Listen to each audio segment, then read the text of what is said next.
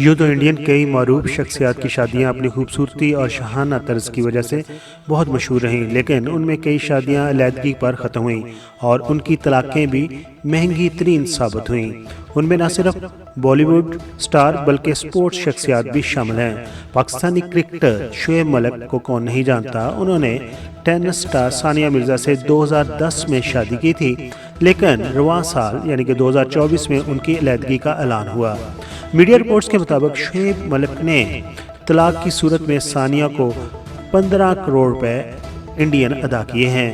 یہی نہیں، کرکٹر ہاردک پانڈیا جنہوں نے سربین ماڈل اداکارہ نتاشا 2020 شادی کی، لیکن سال کی تصدیق ہو گئی۔ یہ میڈیا کے مطابق ہاردک نے اپنی 70% اثاثے اپنی ایکس اہلیہ نتاشا کو دیے، جو تقریباً 94 کروڑ انڈین روپے کے تھے۔ نتاشا کو دیے یہ طلاق انڈیا کی مہنگی ترین طلاقوں میں شامل ہے۔ انڈین کرکٹر شیکھر دھون نے بھی 2012 میں عائشہ مکھرجی سے شادی کی تھی، لیکن شادی کے تقریباً 11 سال بعد 2023 میں دونوں میں طلاق ہو گئی اور علیحدگی اختیار کر لی دونوں نے۔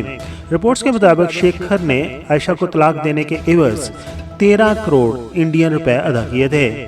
سپورٹس شخصیات کی طرح بالی ووڈ میں کئی مہنگی طلاقیں ہوئیں، جن میں ہرتک روشن اور سوزین خان شامل ہیں۔